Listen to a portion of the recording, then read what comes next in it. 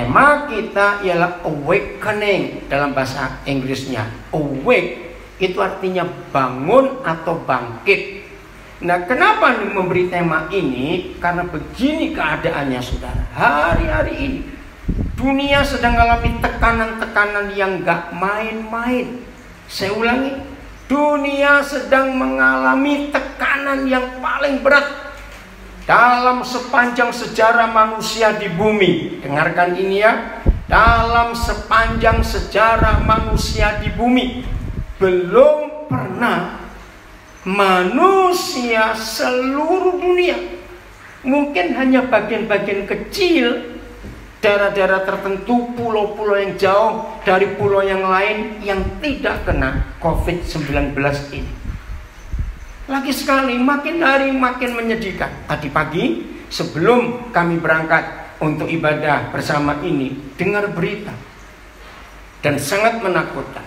Ternyata kalau virus ini hilang atau berhenti, ternyata virus ini gak hilang dari bumi.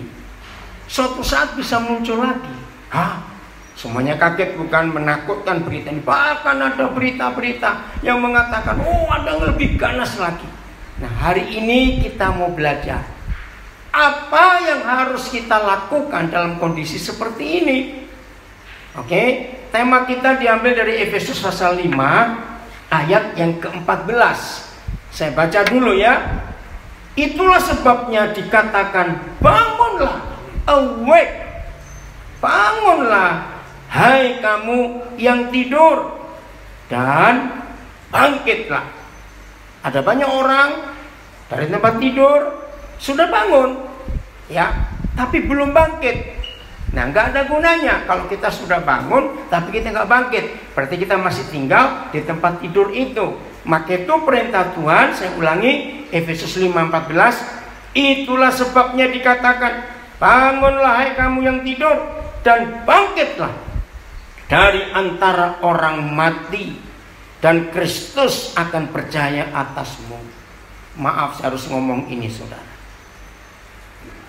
Hari-hari ini kematian begitu dekat dengan manusia. Betul tidak? Hari-hari ini manusia itu lebih dekat dengan kematian. Saya ulangi lagi, belum pernah manusia dalam sejarahnya mengalami begitu dekatnya dengan kematian, kecuali saat ini ketika ada COVID-19. Maka itu perintah Tuhan di sini, bangkitlah dari antara orang mati. Ada banyak orang masih hidup secara fakta, nafas masih ada. Tapi COVID-19 ini membuat orang yang masih hidup atau sedang hidup pun seperti orang yang mati karena ketakutan, karena kemudian kegantaran. Nah, Tuhan minta kita bangkit dari antara mereka. Ada apa harus bangkit dan menjadi terang? Ini luar biasa, saudara.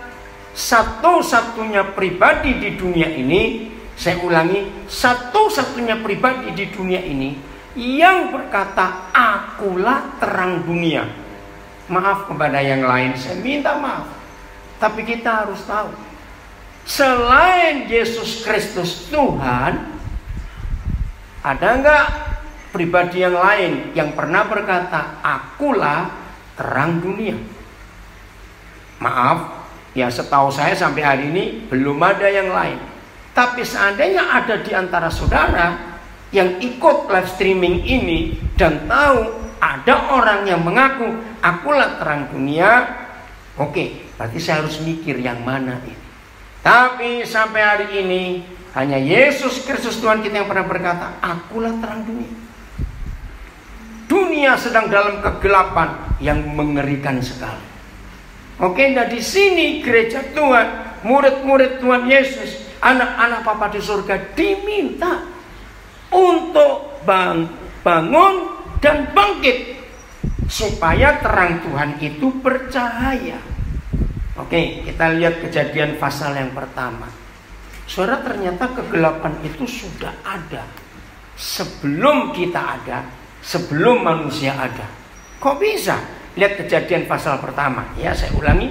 Ternyata kegelapan itu sudah ada di dunia ini sebelum ada manusia.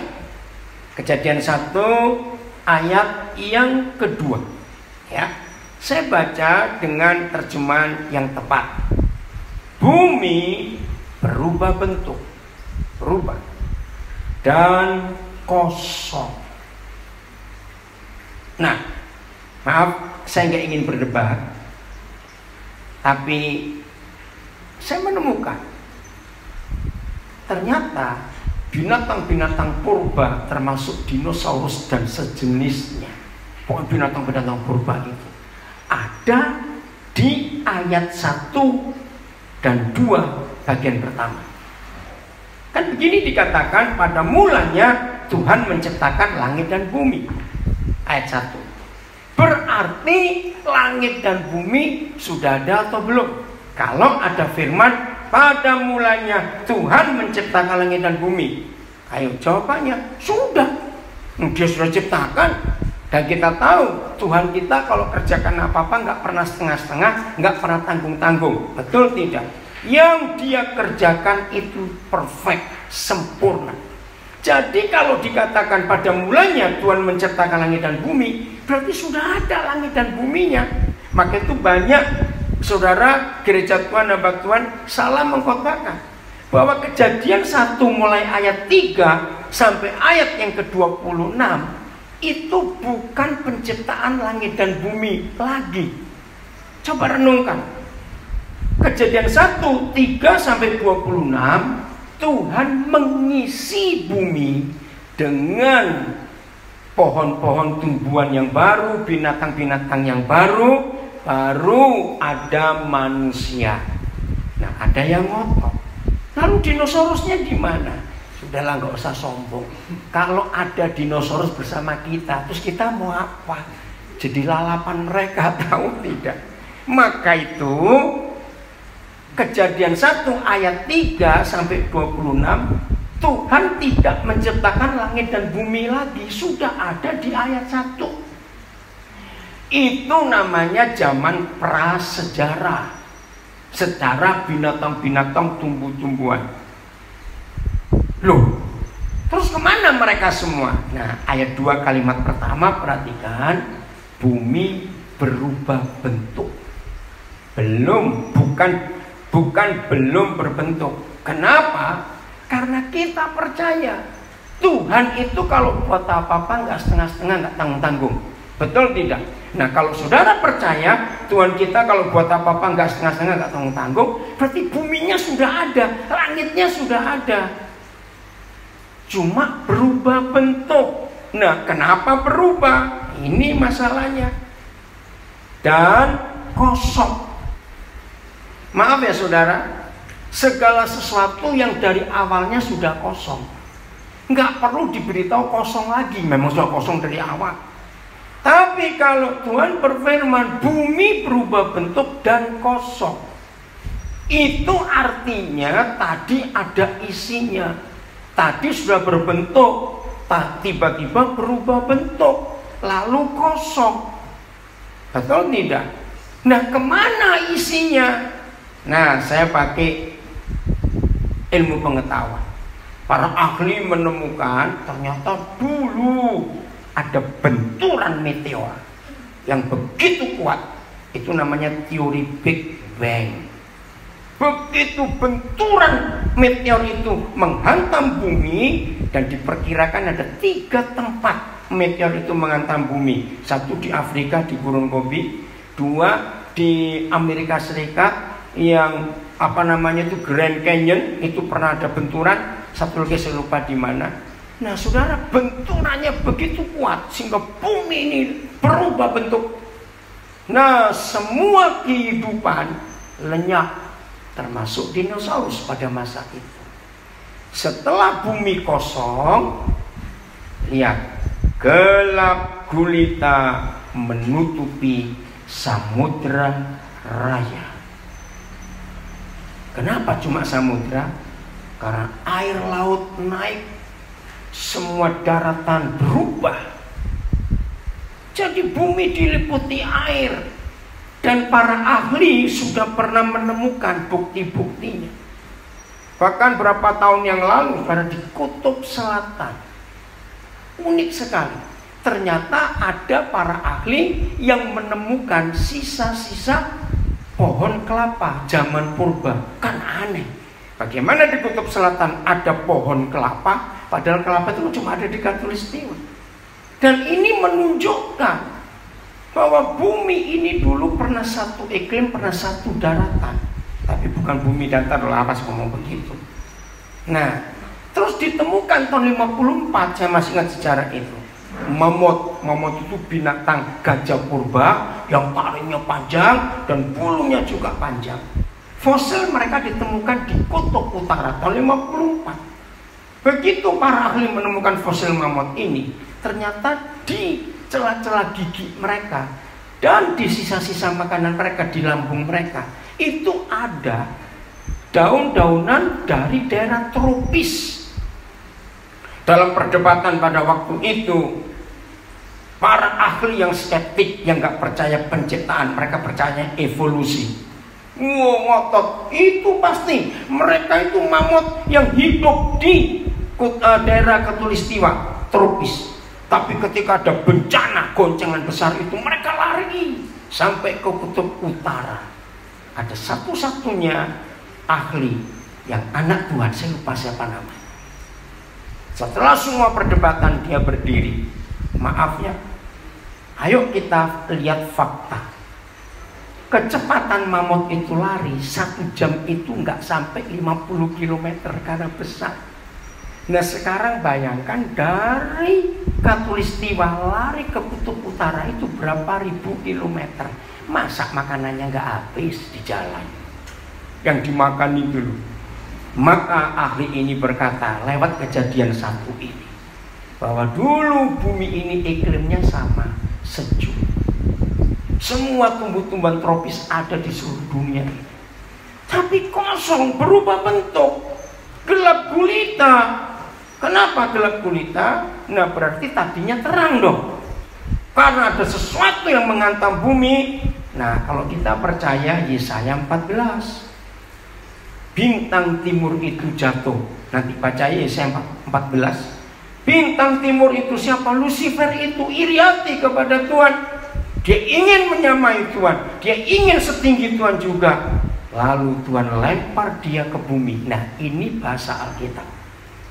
Karena setan, karena Lucifer jadi iblis yang merusak, begitu dilempar ke bumi, kenapa kok nggak ke Mars? Nah ini pertanyaannya. Kan ada planet lain yang ngapain iblis ke sana? Sana kosong, yang ada isinya kan cuma bumi saja. Begitu iblis dilempar ke bumi oleh Tuhan, Yesaya 14, disitulah bumi berubah bentuk. Bumi kosong karena benturan itu, lalu gelap gulita. Nah jadi kegelapan itu sudah ada sebelum manusia ada. Dan apa yang terjadi? Apa reaksi Tuhan dalam keadaan seperti itu? Inilah tema kita. Ayo kita bangkit saudara. Karena dengan COVID-19 ini semua tatanan hidup, tahu ya kata tatanan hidup berubah. Dengan COVID-19 ini semua bentuk kehidupan, pemerintah, semuanya, pendidikan, ekonomi, bisnis, semua kesehatan berubah. Siapa bisa merubah ini? Kalau bukan si jahat yang membuat bumi tercemar dengan COVID-19 ini saudara. Maka itu kita harus tahu, ketika bumi berubah bentuk, ketika bumi kosong karena yang hidup mati semuanya, ketika kegelapan, gelap gulita menutupi samudera raya, Bapa di surga terima kasih, tanggung jawabmu atas kehidupan di bumi tetap engkau kerjakan sampai hari ini. Apa yang terjadi? Lihat kalimat berikut, masih ayat 2 Kejadian 1. Roh Tuhan melayang-layang di atas permukaan air. Lagi sekali, semua pulau-pulau di bumi berubah, hanya laut, air.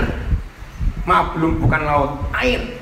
Oke, saudara. Tapi roh Tuhan melayang-layang di atas permukaan air. Ada banyak teori yang mengatakan, dan saya setuju, apa itu melayang-layang? menginspeksi. Apa itu artinya melayang-layang? Tuhan yang punya langit dan bumi dan dirusak oleh Lucifer, dia nggak terima. Maka Tuhan mengadakan pemeriksaan apa yang perlu dibuat sekarang ini. Ketika bumi sudah berubah bentuk gara-gara setan itu, ketika bumi ini kosong, aku harus apa? Maka roh Tuhan sebagai agen utama pemulihan itu melayang-layang di atas bumi yang kosong dan sudah berubah bentuk.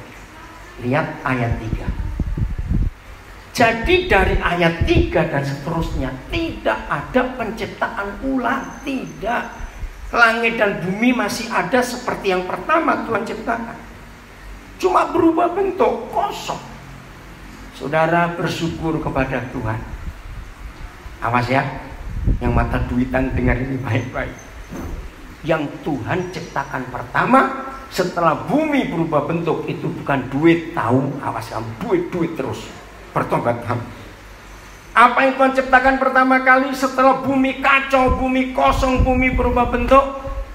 Lihat Alkitab saudara, berfirmanlah Tuhan, jadilah terang. Wah, ini luar biasa. Anak kecil aja tahu, maaf ya. Kalau ada gereja-gereja yang punya doktrin yang salah, Tuhan itu perlu dibantu, maaf. Mungkin ngomongnya nggak begitu. Tuhan perlu dibantu. Dibantu apa? Pakai banner, pakai bendera, pakai air atau anggur perjamuan dikencrotkan kemana-mana, atau pakai ada gereja yang ngajari merebus batu. Ngapain batu direbus? Ada macam-macam lagi. Pakai patok, pakukan ke bumi, dan banyak lagi cara-cara yang lain. Hari ini saya mau berkata kepada saudara di dalam nama Tuhan Yesus. Yesus Tuhan itu Yesus Tuhan dan tidak perlu ditambah yang lain-lain. Setuju saya ngomong ini? Jangan Yesus plus minyak urapan, plus anggur perjamuan, plus bendera, terus dikibas-kibaskan. Aduh saudara, setan gak takut dengan barang itu. Maka itu saya katakan, anak kecil aja tahu.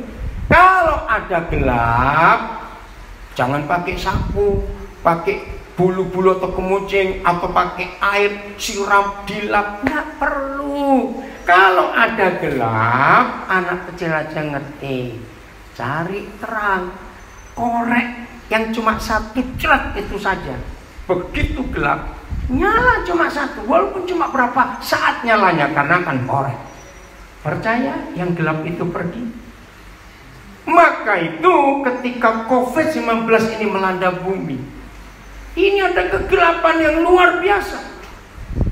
Saudara Yohanes Ojun yang memilih tema Awakening ini, dengarkan.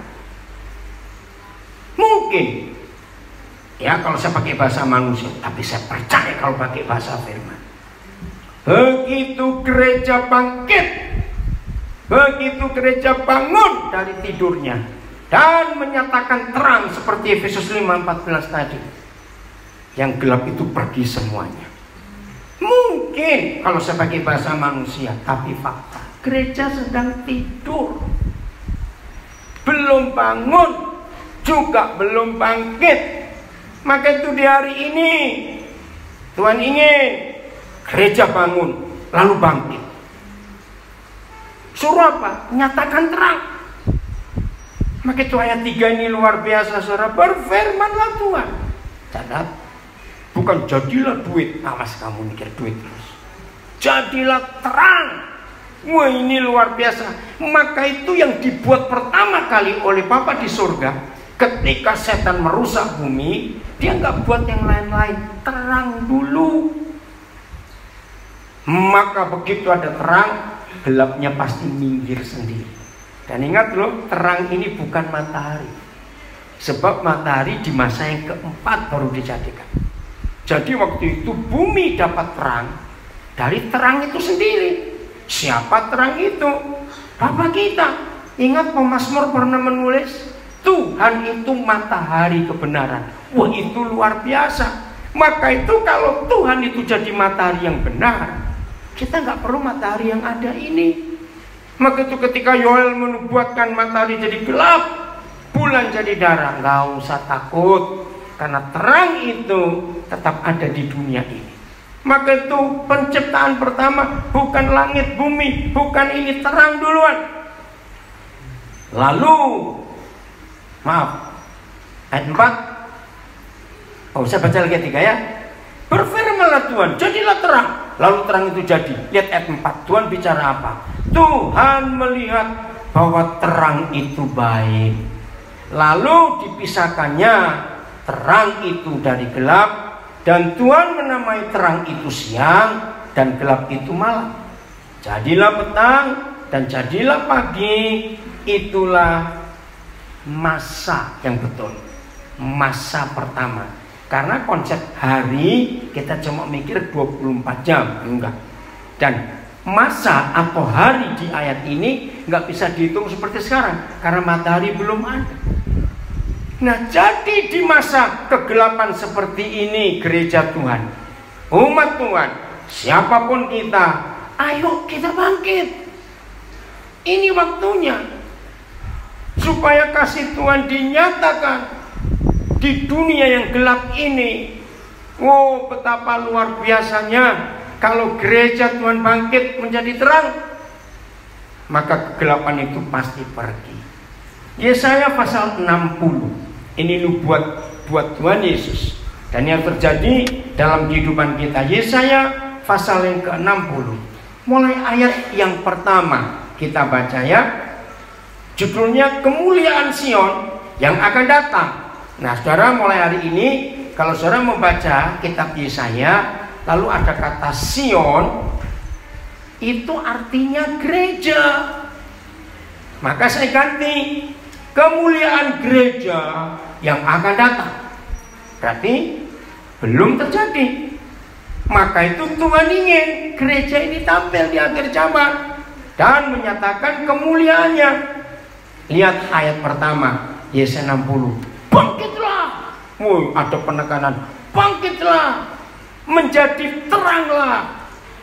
Saudara, sama bukan dengan Efesus 4 ayat 14 tadi. Bangkitlah. Menjadi teranglah. Sebab terang kita, terang gereja sudah apa?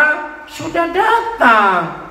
Ya, ini yang kita harus tahu. Saya ulangi, bangkitlah. Masih Yesaya 60 ayat 1. Bangkitlah, menjadi teranglah. Sebab terang datang, terang kita ini datang. Dan kemuliaan Yahweh terbit atas kita, atas gereja. Sudah loh saudara. Tapi kok enggak? Nah, itu tadi Efesus 5 menggunakan 2 kata kerja. Bangunlah kamu dari antara orang tidur. Sudah melek toh, tapi masih rebahan di tempat tidur. Nah, Tuhan minta bangkit, berdiri, tinggalkan kamarmu, keluar dan jadilah terang. Jadi betul Yesaya 60 ayat 1 ini, bangkitlah, menjadi teranglah, sebab terangmu datang, ya, dan kemuliaan Tuhan terbit atasmu. Jadi nggak cuma bangun, tapi bangkit, karena terangnya sudah datang atas kita. Dan Tuhan ingin setelah kita dapat terang dari Dia, kegelapan ini pergi ketika kita keluar dari zona nyaman kita.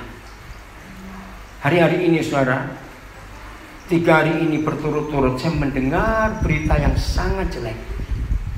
Ternyata selama kita diam di rumah, bukan cuma karena pemerintah minta diam di rumah, tidak. Ini karena virus ini jahat sekali, kita nggak tahu masuknya dari mana. Maaf ya saya ngomongnya, jangan tersinggung. Kalau saudara baca berita-berita, ternyata orang yang paling bandel dan keras kepala untuk taat pada peraturan pemerintah adalah orang beragama. Maaf saya ngomong ini, aneh sekali. Kalau orang beragama kan tahu Tuhan. Kalau orang tahu Tuhan harusnya tunduk pada pemerintah. Tapi justru yang bandel, yang melawan peraturan pemerintah dengan COVID-19 justru orang-orang beragama. Itu faktanya. Kalau kita cuma beragama tapi tidak bertuhan, kita jadi makhluk yang biadab, saudara. Jangan puas hanya orang beragama, tapi biar kita bertuhan juga. Beda. Nah, apa yang terjadi di masa-masa ini? Ternyata angka perceraian tinggi. Saya pikir kenapa? Saya ikuti berita itu. Ternyata semua pernikahan di dunia ini, baik pernikahan baru maupun pernikahan sudah lama, belum pernah suami istri barengan di rumah selama adanya COVID-19. Loh, betul tidak, Sir? Ini waktu yang paling lama untuk suami istri diam di rumah. Nah, ketahuan aslinya. Karena tiap hari kumpul. Ternyata setan bekerja. Apalagi rumahnya kecil. Ke situ ketemu, ke sini ketemu, ke situ ketemu. Awas. Jangan izinkan kegelapan menguasai rumah tangga kita. Katakan, setan sedang merusak pernikahan. Begitu mengerikan. Kasihan anak-anak yang sudah menderita. Anak-anak sudah bosan di rumah. Terus melihat dua orang papa mamanya, mukanya lebih jelek dari kodok. Maaf. Karena penuh kemarahan, penuh jengkel, iri hati, menuntut, pertengkaran. Karena lebih banyak di rumah daripada sebelumnya. Nah, gereja Tuhan seperti harus bertobat. Katakan amin. Stop, saudara. Ayo suami istri hidup saling mengampuni, saling menerima. Justru ambil positifnya. Ketika kita suami istri jauh lebih banyak waktu untuk tinggal di rumah, ayo kita mengenali pasangan kita lebih bagus lagi.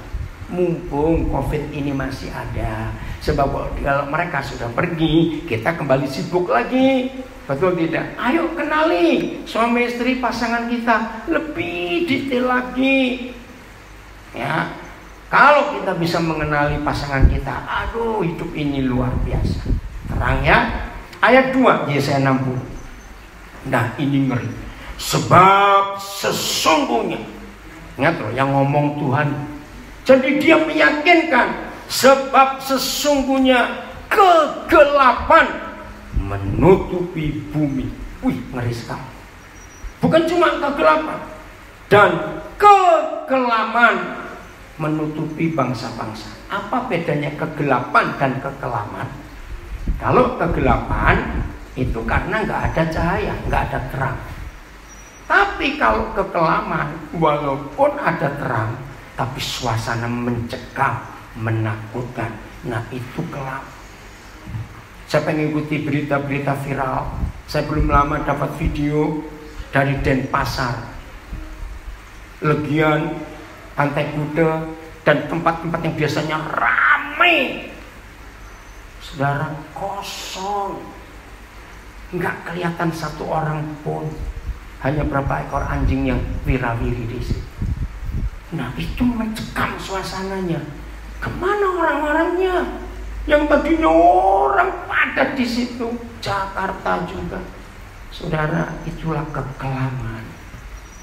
Jadi beda ya, kegelapan dan kekelaman. Saya ulangi, sebab sesungguhnya kegelapan menutupi bumi dan kekelaman menutupi bangsa-bangsa. Puji Tuhan.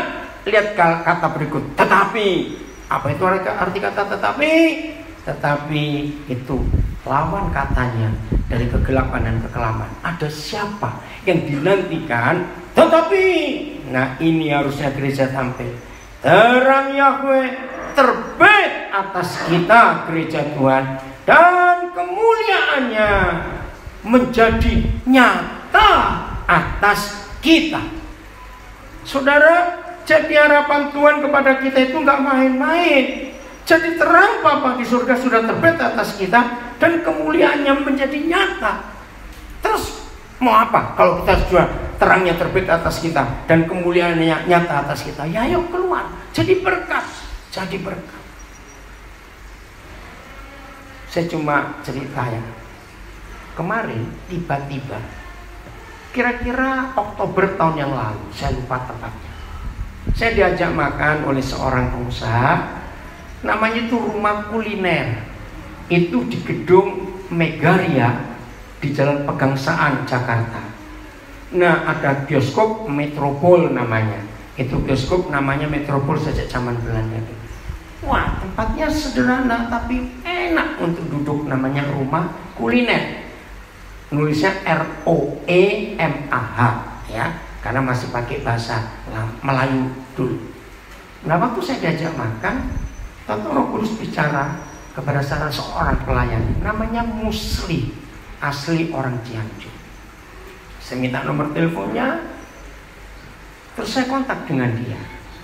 Nah, sejak Januari yang lalu tiba-tiba hilang. Saya coba kontak, kok nggak bisa. Ya udah, saya cuma berdoa supaya Tuhan gerakkan dia untuk bisa kontak saya lagi. Ternyata kemarin dia kontak saudara, dia ganti nomor. Saya kaget. Nah, nggak cuma kontak, dia panggil saya Papa, apa kabar, maaf ya. Terus dia ngirimin menu makanan dan minuman. Nah, maksudnya siapa tahu saya itu pesan begitu. Nah, saya bilang, Musli, Papa ini di Irian di Papua. Oh ya, saya tahu ya. Terus dia cerita, Pak, ini sepi sekali. Biasanya tahun-tahun lalu kalau puasa, buka puasa rame, ini sepi. Nah, saya tahu maksudnya, karena dia dapat komisi kalau kerja. Lalu saya berdoa, Tuhan, saya harus buat apa untuk nolong anak ini? Secara hebat enggak Tuhan? Ini salah satu bentuk jadi terang ya. Begitu saya selesai berdoa, terus Roh Kudus ingatkan saya untuk menghubungi beberapa orang yang saya kenal.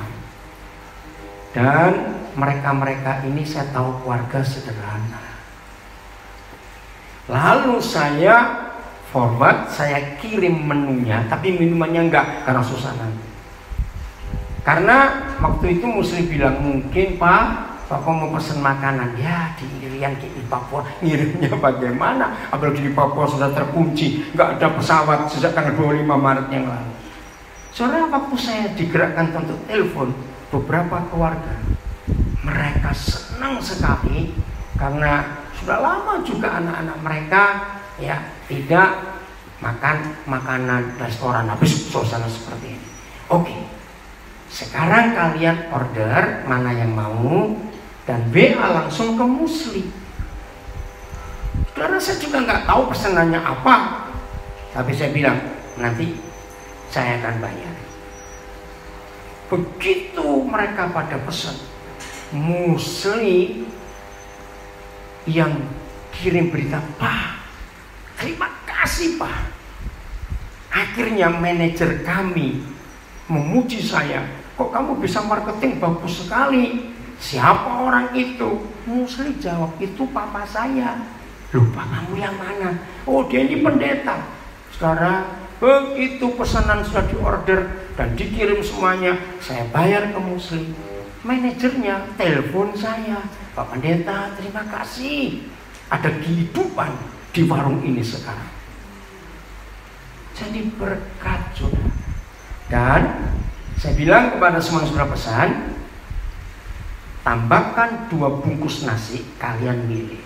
Loh, untuk siapa? Nah ini, untuk Gojeknya atau GoFoodnya. Jadi mereka harus dapat juga. Saudara, di situ mereka heran. Nah, saya bilang pada Muslim semua pesanan, kamu tambahkan 2 nasi dengan lauk yang mereka pilih. Bungkusnya bisa. Pak, untuk siapa? Dia bilang, untuk Gojeknya yang ngantar itu supaya mereka juga dapat makan. Saudara, Muslim bingung lihat cara saya hidup. Nah, kalau saudara ingin tahu telepon Muslim, kontak saya, nanti saya kasih. Tanya dia kemarin malam bagaimana. Akhirnya ada 2 orang dari 2 keluarga dari yang saya kirim makanan. Wih, ternyata enak. Baik, nanti saya akan pesan lagi. Ada masalah lagi? Nggak koneksi. Kalau gitu balik aja, wifi-nya matiin, ya, pakai yang data aja. Maaf, ya, pakai data saja. Bisa? Maaf ya, yang Instagram. Kenapa? Mau di-restart wifi-nya ini mati. Oh, mati juga. Oh ya udah. Ya, tolong yang pakai wifi-nya matiin. Nggak ada. Oh, pakai data aja. Nggak ini jalan-jalan. Oh sudah, pakai wifi. Oke, sudah. Nah, maaf ya, ada gangguan sedikit sinyalnya. Udah, nah. Jadi kalau saudara ingin tahu nomor HP muslim, saya kasih. Ini kesaksian yang luar biasa. Jadi terang, nggak susah. Nah, maka itu masih ingat Tuhan Yesus pernah berfirman di Matius 5. Kalau kamu itu terang, jangan kamu tutupi terangmu dengan gantang. Gantang itu bahasa Jawa. Gantang itu tempat penyimpan beras orang Jawa dulu, penutup sesuatu. Nah, kalau terang ditutupi dengan gantang, itu bicara tentang masalah perut. Itulah orang pelit, terangnya mati. Kita nggak bisa bersinar, nggak bisa jadi terang. Betul ya? Saya sampai bersyukur kemarin itu. Tuhan kasih hikmah untuk bisa menolong. Wah, senangnya luar biasa. Untung yang di Nabiri nggak bisa minta saya, nggak bisa ngirim dari Jakarta. Maaf. Yang dari Jakarta cari di rumah kuliner, ya makanannya enak, ya nggak terlalu mahal lah ya. Oke, saya lanjutkan. Jadi kita harus bangkit, amin. Ayat 3. Kalau gereja Tuhan menjadi terang dan bercahaya menyatakan kemuliaan Tuhan. Lihat Yesaya 60 ayat 3, saudara. Bangsa-bangsa berduyun-duyun datang kepada terangmu. Oh ya, saya potong dikit. Yang kenal saya di Jakarta, dia bilang, kenapa saya gak dipesenin? Pesen sendiri, enak aja. Saya cuma tahu apa yang Tuhan suruh saya kontak. Oke?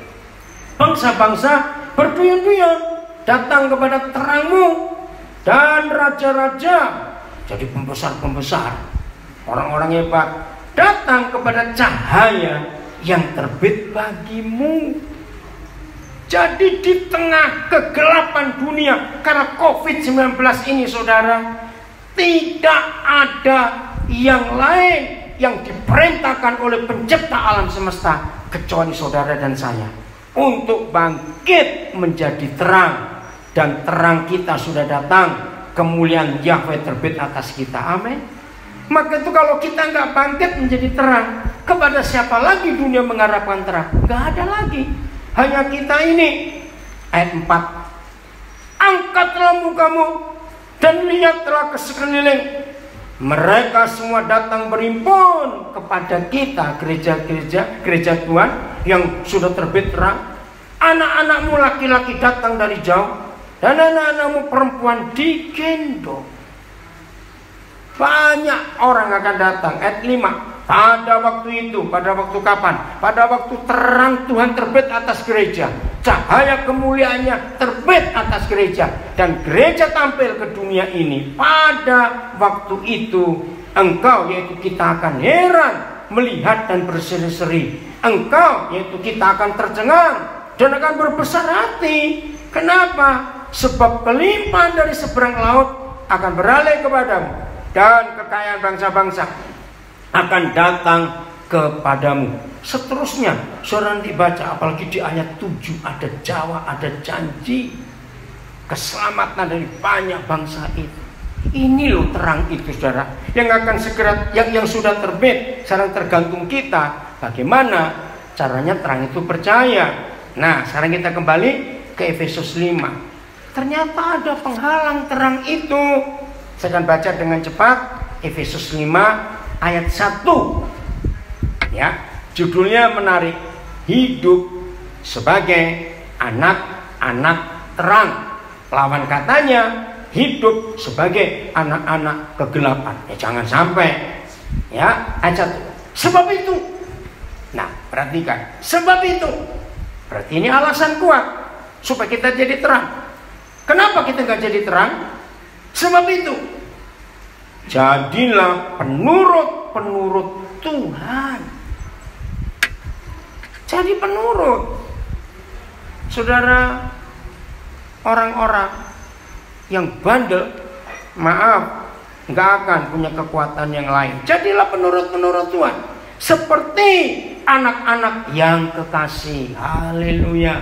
Kalau kita itu penurut Tuhan, kita jadi anak yang kekasih. Ayat 2. Dan hiduplah di dalam kasih, Jadi terang itu kasih. Jadi bersyukur kepada Tuhan. Saya doa untuk Muslim bisa kontak saya, karena saya nggak ke Jakarta lagi, saya nggak juga ke sana. Kok bisa kemarin dia kontak, dia masih simpan nomor saya, dan akhirnya kami bisa kontak lagi. Dia bilang, aduh, dia tetap manggil saya Papa.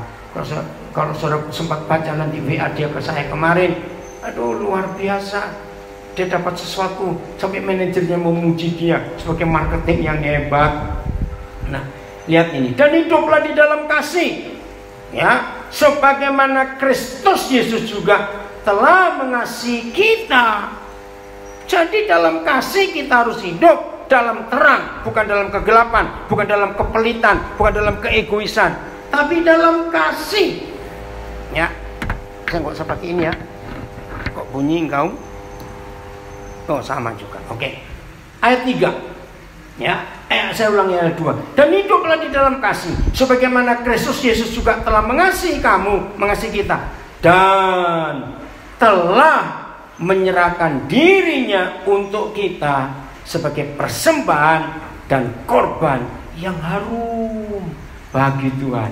Ini praktek terang, menyatakan kasih. Ayat 3. Nah, ini masalahnya. Tetapi percabulan dan rupa-rupa kecemaran atau keserakan disebut saja pun jangan di antara kita, sebagaimana sepatutnya bagi orang-orang kudus. Ayat 4. Demikian juga perkataan yang kotor, yang kosong, atau yang sembrono, karena hal-hal ini tidak pantas.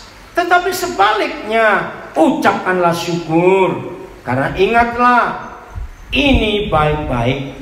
Di ayat 5 ya, karena ingatlah ini baik-baik, tidak ada orang sundal, orang cemar, atau orang serakah, artinya penyembah berhala, yang mendapat bagian di dalam kerajaan Kristus dan Tuhan. Ayat 6. Janganlah kamu disesatkan disesatkan orang dengan kata-kata yang hampa, karena hal-hal yang demikian mendatangkan murka Tuhan atas orang-orang durhaka. Maaf saudara, inilah sosial media. Betul? Sudahlah, lebih baik dengar berita yang resmi, jangan di sosial media. Ingat, sosial media menerangkan, ada virus lebih jahat lagi, ada ini lagi, wah virus ini akan berakhir belum tentu 2 tahun, wah macam-macam lagi. Nah, kalau saudara mendengar berita-berita seperti itu, saudara makin stres. Kalau saudara stres, jadi paranoid atau parno. Kalau sudah stres, sudah paranoid, apa-apa ketakutan.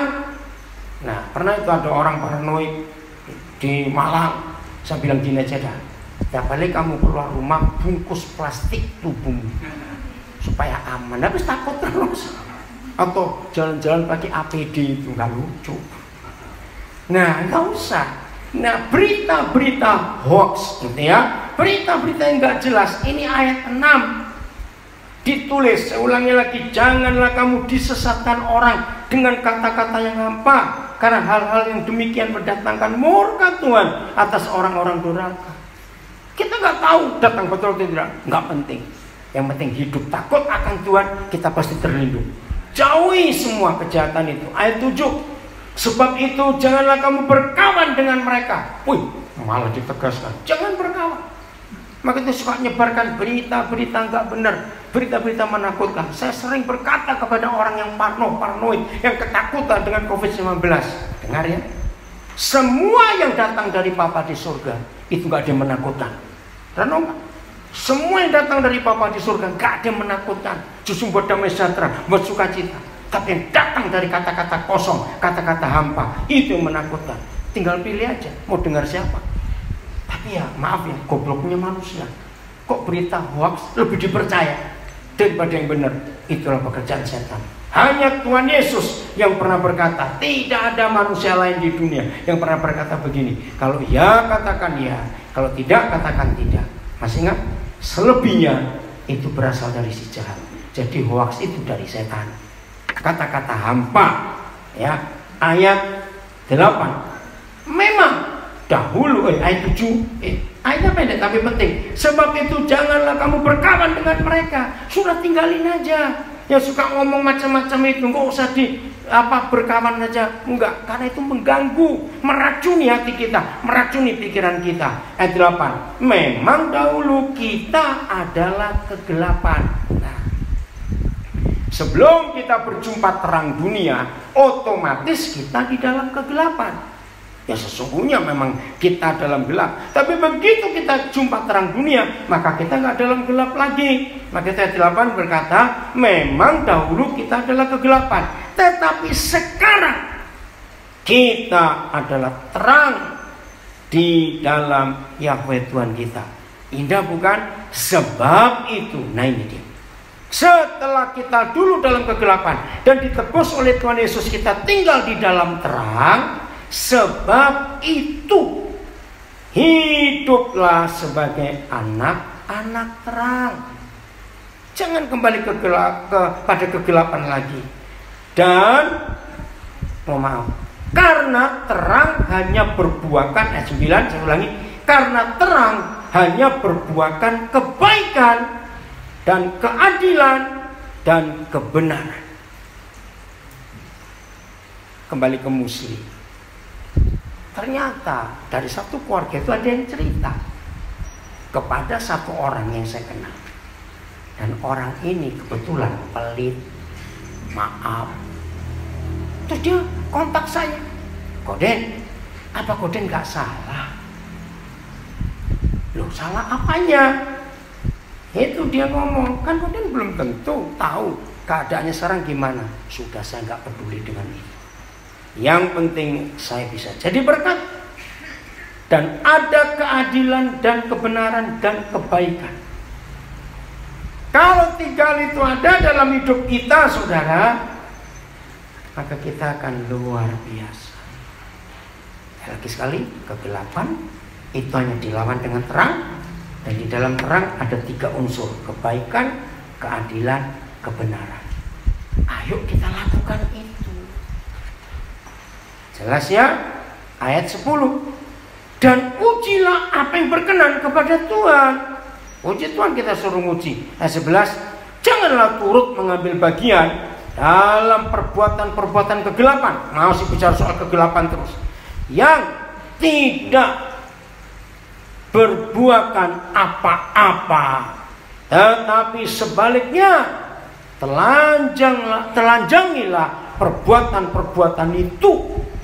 Sebab menyebutkan saja pun apa yang dibuat oleh mereka dalam kegelapan, di tempat-tempat yang tersembunyi, yang gelap, telah memalukan. Tetapi segala sesuatu yang sudah ditelanjangi oleh terang, diterangi oleh terang, itu menjadi nampak. Sebab semua yang nampak itu adalah terang. Indah bukan, saudara? Baru ayat temanya. Itulah sebabnya dikatakan, bangunlah, hai kamu yang tidur, dan bangkitlah dari antara orang mati, dan Kristus akan percaya atas kamu. Hasilnya luar biasa. Karena itu, ayat 15, perhatikanlah dengan seksama, dengan serius, bagaimana kamu hidup. Janganlah seperti orang bebal, tetapi seperti orang arif, orang yang penuh kebijaksanaan. Ayat 16, dan pergunakanlah waktu yang ada, karena hari-hari ini adalah jahat. Betul, saudara. Hari-hari ini jahat sekali, mengerikan. Kita tinggalkan Efesus 5. Kita buka Daniel 12. Terang itu, kalau gereja itu menjadi terang, wah, terang itu luar biasa. Daniel pasal yang ke-12, ayat yang ketiga. Ya. Daniel pasal yang ke-12, ayat yang ketiga.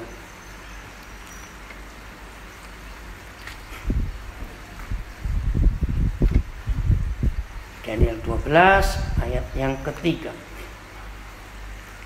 Jadi dunia mengharapkan gereja yang mau tampil, saudara. Nah, dan orang-orang bijaksana. Ya tadi di Efesus 5, kalau kita kita bangun, kita bangkit dari terang, maka kita hidup seperti orang arif, orang bijaksana, orang yang punya pengertian yang baik, orang yang hidupnya betul-betul penuh keadilan, kebenaran, dan kasih. Ya, kita nyatakan itu kepada dunia. Apa yang terjadi kalau kita seperti itu? Dan orang-orang bijaksana akan bercahaya seperti cahaya cakrawala. Dan oh, terima kasih Bapak. Kiranya semua kami yang mendengar firman-Mu hari ini di tengah-tengah kegelapan dunia COVID-19 ini, terima kasih.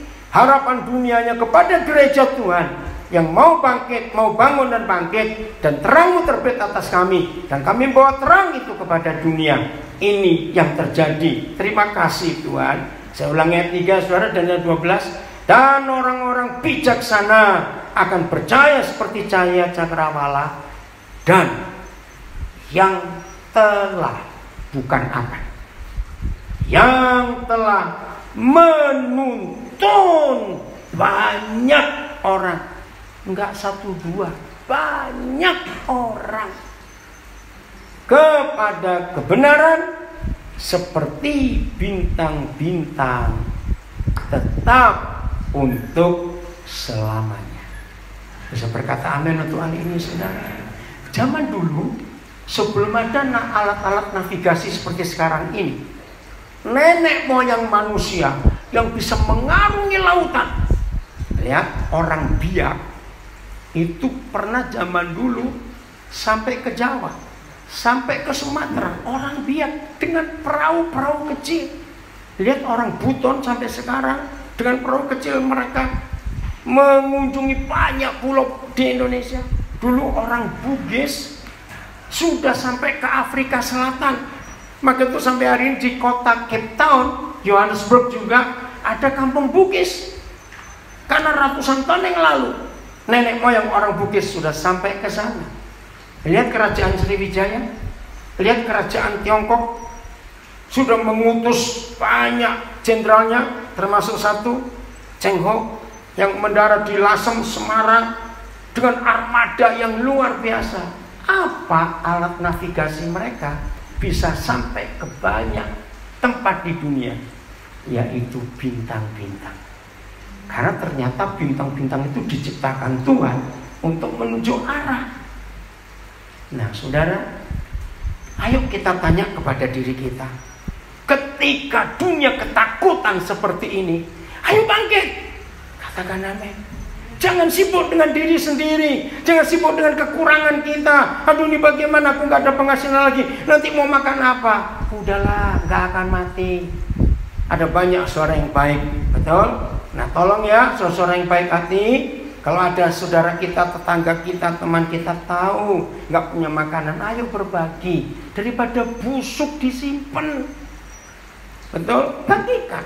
Kalau kita mau bagikan gak sampai busuk, percayalah Tuhan akan kirim lagi kepada kita. Suka kita berbagi untuk hal apa saja dalam hidup ini. Nah itulah bintang-bintang yang percaya, menerangi cakrawala, menuntun banyak orang kepada kebenaran. Siapa kebenaran itu? Tuhan Yesus. Jadi awake, bangun, awakening. Ayo kita keluar dari keterpurukan kita. Kita keluar dari kesedihan kita. Kita tinggalkan tekanan-tekanan hidup yang sekarang melanda dunia. Bangkit. Karena tidak ada harapan lain bagi dunia kecuali gereja Tuhan Yesus yang bangkit. Maka itu inilah harinya, inilah waktunya saudara, supaya kebenaran nyata di muka bumi. Oh, kita bersyukur kepada Tuhan untuk waktu yang Tuhan berikan buat kita semuanya. Jangan lupa hari Kamis yang akan datang itu hari kenaikan Tuhan ke surga. Kita akan ibadah lagi bersama-sama untuk memperingati dia naik. Buat apa dia naik? Hasilnya luar biasa. Sebelum kita akhiri, ayo kita memuji Tuhan. Yang bawa kidung jemaat nomor 425. Ya, ayo Singer boleh bantu. Cukup nggak ini kabelnya ke sana? Cukup nggak ini? Ayo. Kidung jemaat nomor 425. Ini harapan Tuhan atas kita semua. Ya. Ya, Pak Joko, ya. Berkumandang suara dari seberang. Berkumandang suara dari seberang. Berkumandang suara dari seberang. Kirimlah cahayamu, cahayamu. Banyak jiwa dalam dosa, banyak jiwa dalam dosa mengerang. Kirimlah cahayamu, kirimlah, kirimlah pelita Injil, pelita Injil, menyentak-menyentak yang terlelap. Kirimlah pelita Injil, menyentak yang terlelap. Kita telah dengar jeritan. Kita ulang, maaf ya. Sekarang saya sambil dikte sehingga nggak pas. Kita telah dengar cerita dari jauh. Kirimlah cahayamu, cahayamu. Bantuanmu berikan, bantuanmu berikan. Janganlah jemu. Kirimlah cahayamu. Ayo saudara, kirimlah pelita Injil, menyentak yang terlelap. Kirimlah, kirimlah pelita Injil, menyentak yang terlelap. Ayat 3, jangan kita tinggal diam. Ulang, maaf. Jangan kita tinggal diam mendengar. Jangan kita tinggal diam mendengar. Kirimlah cahayamu, cahayamu. Injil Tuhan haruslah, Injil Tuhan harus kita sebar, sebar. Kirimlah cahayamu, kirimlah pelita, kirimlah pelita Injil, menyentak yang terlelap. Kirimlah pelita Injil, menyentak. Yang baik kedua, kita telah dengar cerita dari jauh. Kita telah dengar cerita. Ulang, maaf. Ayo. Kita telah dengar cerita dari jauh. Kirimlah cahayamu, bantuanmu berikan, bantuanmu berikan. Janganlah jemu. Kirimlah cahayamu, kirimlah pelita Injil, menyentak yang terlelap.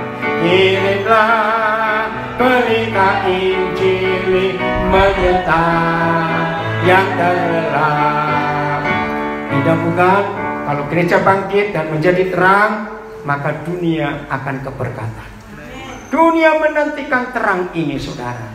Dan tidak ada yang lain kecuali kita sendiri. Satu lagu lagi, Mas Kidung Jemaat nomor 424. Apa yang Yesus inginkan atas kita? 424. Yesus menginginkan daku bersinar baginya.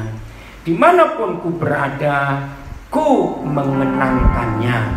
Bersinar, bersinar, itulah kehendak Yesus. Bersinar, bersinar, aku bersinar terus. Udah?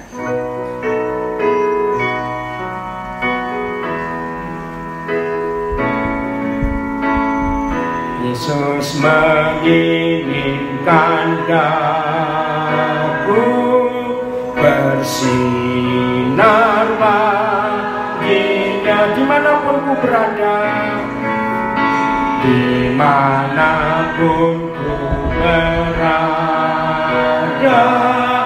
ku mengenangkannya. Bersinar, bersinar, itulah kehendak Yesus. Bersinar, bersinar, itulah kehendak Yesus. Bersinar, bersinar, aku bersinar terus. Ayat 2, Yesus menginginkan daku. Yesus menginginkan daku menolong orang lain, menolong orang, manis dan sopan selalu, manis dan sopan selalu. aku bermain. Aku bermain, bersinar, bersinar, bersinar, bersih. Itulah kehendak Yesus. Itulah kehendak Yesus. Bersinar, bersinar, bersinar, bersinar. Aku bersinar terus. Ayat 3, ku mohon Yesus menolong. Ku mohon Yesus menolong, menjaga hatiku, menjaga hatiku agar bersih dan bersinar, agar bersih dan bersinar, meniru Tuhanku, meniru Tuhanku, bersinar, bersinar, bersinar, bersinar. Itulah Yesus, bersinar, bersinar. Aku bersinar terus. Refrennya lalu saya minta Pak Beni berdoa. Bersinar, bersinar, itulah kehendak Yesus. Apa ini? Bersinar, bersinar, aku bersinar terus. Terima kasih Bapak yang sungguh sangat baik. Kalau di kesempatan hari ini, kesempatan yang begitu indah Kau berikan kepada setiap kami untuk boleh beribadah bersama-sama. Atas kebenaran firman yang telah disampaikan, kami sungguh sangat percaya Tuhan, kehadiran-Mu, terang-Mu itu akan nyata pada setiap kami. Bukan hanya itu saja, kami anak-anak-Mu akan bangkit dan menjadi terang bagi banyak orang. Oleh karena itu, berkati setiap kami, pimpin terus hidup kami, agar hidup kami terus segelut dengan kehendak-Mu. Kami mengucap syukur atas seluruh pekerjaan-Mu yang luar biasa Bapa untuk hari ini. Biarlah kehendak-Mu jadi dalam setiap kehidupan kami. Haleluya. Amin.